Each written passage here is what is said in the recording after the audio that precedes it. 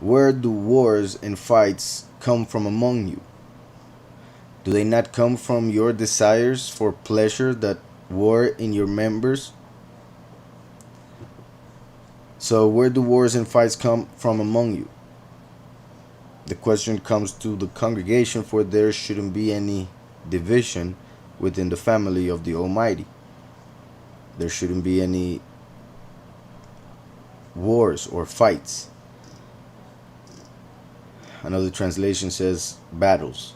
So, where do battles and fights come from among you? And the answer is, do they not come from your desires for pleasure, as when, for instance, a person wants certain kind of pleasure, whatever it may be, and in this world they may get it through money.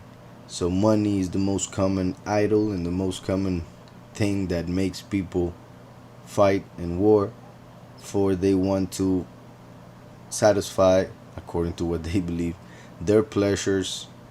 So they need power to do so, and in this world money gives them that power in most cases. And I'm giving that as an example, for there are many ways in which this happens. So those desires that come from the flesh, from the evil heart, are the ones that put thoughts in our mind so that we may think and end up wanting to do something that we shouldn't, see somebody in a different way, um, in a sense of, because somebody may have money, you may treat him different than what you would treat somebody that doesn't, so that a person,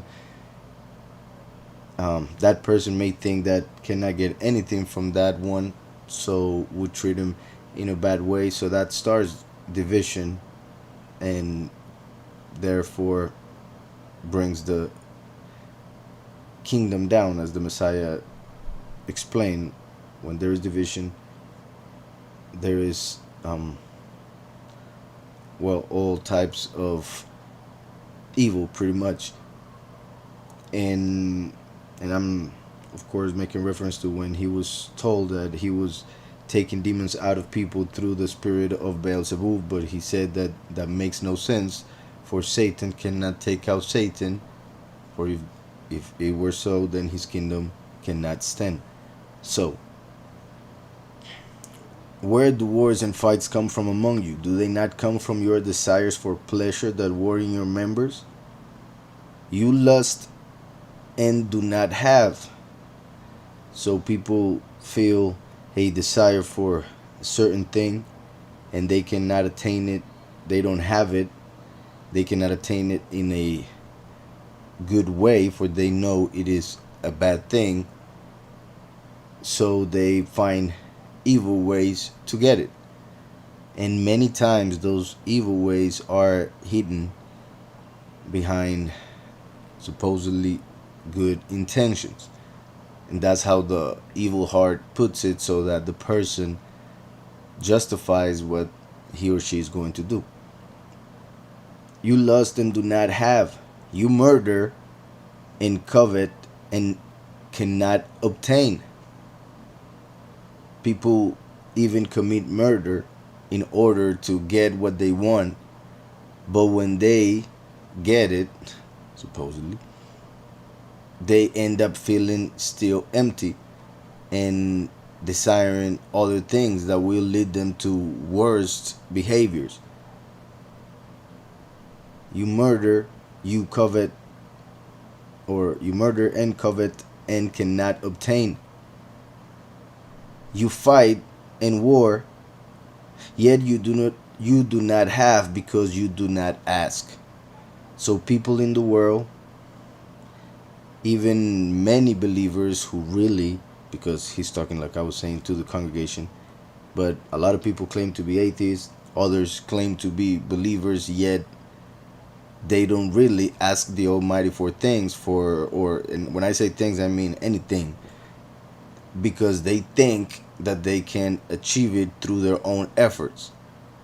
And many times they are so far away from the knowledge of the Almighty that they believe that it would be a waste of his time to ask him for whatever they need. And that's pretty much their excuse not to pray, or their excuse to say that that's why they don't go to the Almighty for in prayer for whatever they need. For they believe that it is in their strength and that's it.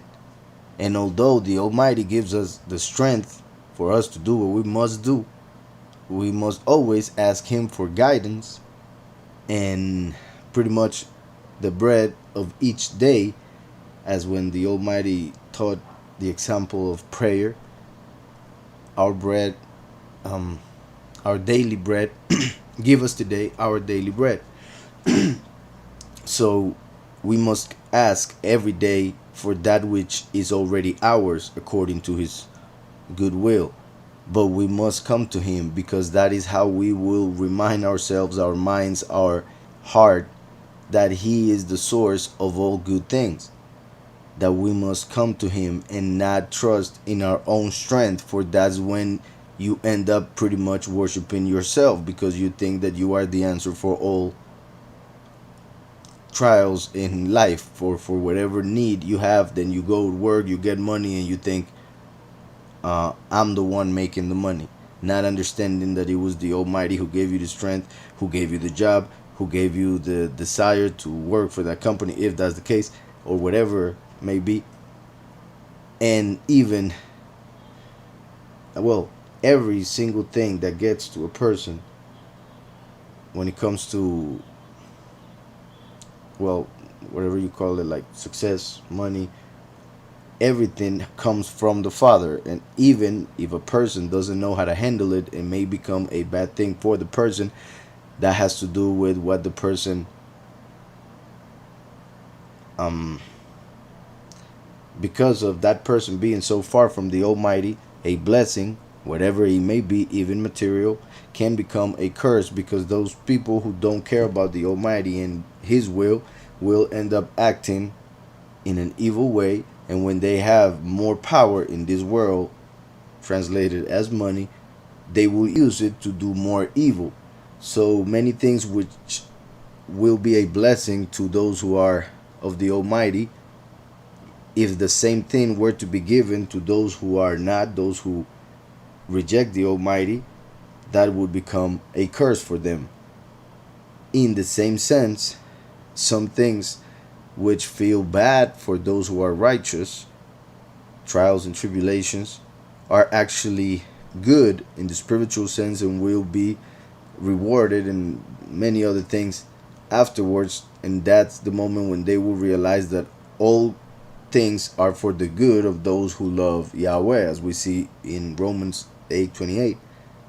While the other ones, when, well, for once, many of the evil people of the world in this reality, they receive a lot, for the Almighty is good and he knows what it will happen to them in the next life. So that's why many have riches, and even seems that they are happy, or it seems that they enjoy everything they have, even though they do so much evil, and then they die even in an old age.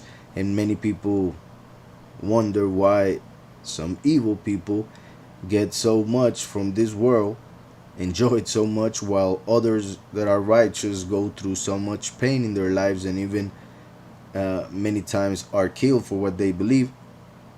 And that has to do with the fact that there are two lives. That's why in Hebrew, Chaim is plural. There are two lives, one in this reality and one in the other reality.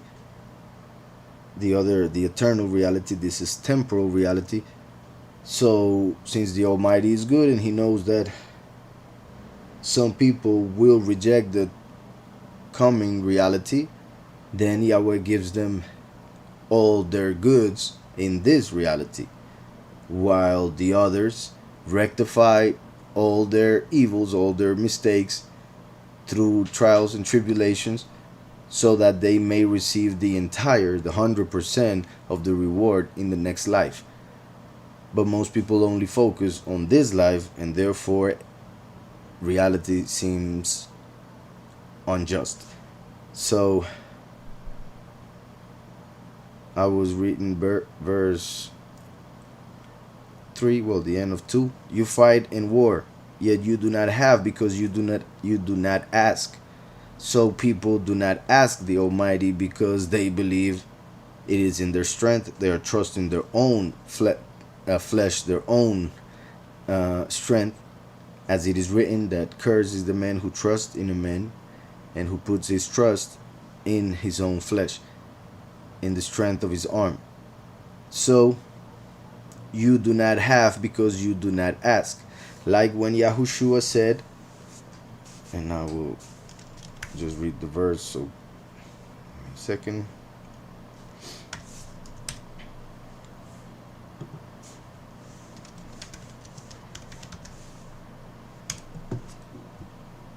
In John 16:24, Yahushua HaMashiach said, "Until now you have asked nothing in my name." In this context, has to do with the fact that they did not know, even though it was written already in the Tanakh or Old Testament, it was written that his name would be Yahushua, but Messiah had to be revealed in order for that to be understood. So he tells his disciples, until now, and well, not only obviously his disciples, in the context, his disciples, in the spiritual sense, everybody. Until now, you have asked nothing in my name. Ask and you will receive, that your joy may be full. Most people, even 2,000 years later, even those who have lived their entire lives, decades, in church, most have not really asked for anything in his name. For they all ask in the name of Jesus, and that is not his name. So that right there is a big problem. Yet they don't see it for some reason. One of the main reasons they say is, for he knows my heart. So in a way they're saying, so that doesn't matter. Yet he says that it matters, because you have not asked in my name. Until now you have asked nothing in my name. Ask and you will receive, that your joy may be full. So this is an amazing verse, because even after 2,000 years, still being fulfilled, and people still reject his true name and continue worshiping a false name, which carries a bunch of other falsehood with it, just because they don't want to pronounce a different word. they don't want to pronounce a word correctly, pretty much. And it's not just about the fact of a pronunciation, it's the fact that, just in case, every word is a spirit, like Yahushua said, and a name is a word. And not only that, the pronunciation of a word and the spirit that comes with it has a frequency, which is different, obviously, if the pronunciation is another one. And not only the pronunciation, the meaning of what is being said. So there are many reasons why it is actually very wrong to call on a different name. And mainly, obviously, once you know that that is not the name. So Yahushua told them, until now you have asked nothing in my name. Ask and you will receive, that your joy may be full. So going back to James 4, it said, yet you do not have because you do not ask. And those who sometimes ask, they ask without faith. Either they don't believe they are being heard by anybody, or they don't believe they will receive what they are asking for, or they don't believe that Yahweh really loves them that much and therefore won't give them anything, or whatever their evil heart puts in their minds for them to pretty much block the blessing from coming to them. Obviously, and I want to make that clear, there is always the perfect will of the Almighty, which we should, because it's the wise thing to do, be subjected to. So we should always ask for His will to be done above anything that we may ask for, understanding that if we don't receive that which we ask for, even in faith, is because it's for our own good, and that's what we ask for at the end. To receive His will instead of ours.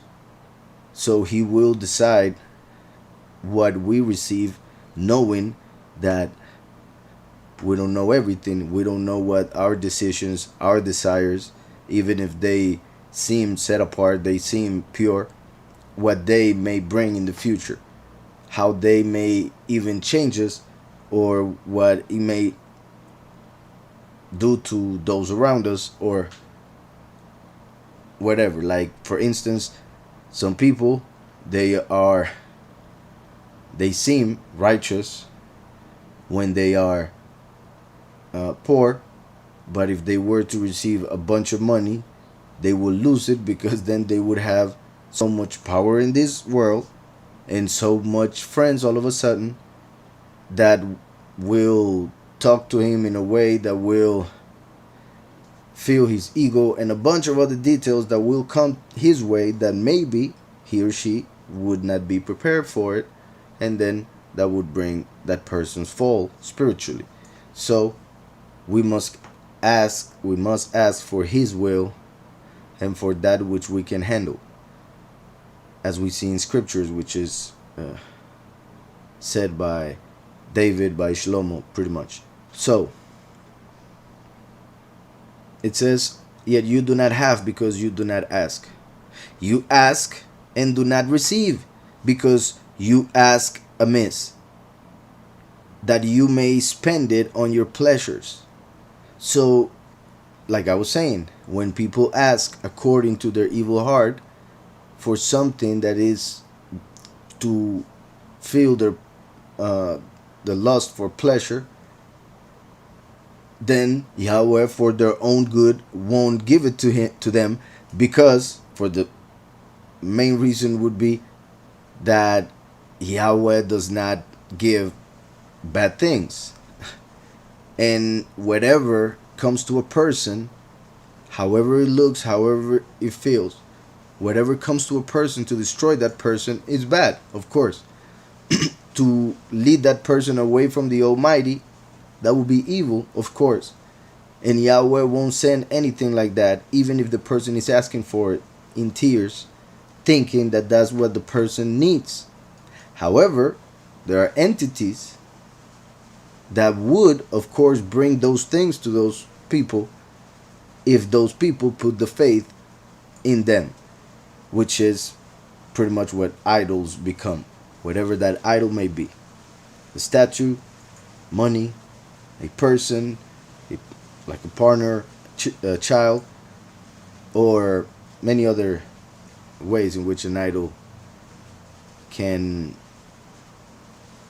steer the life of somebody away from the Almighty. So, you ask and do not receive because you ask amiss, that you may spend it on your pleasures.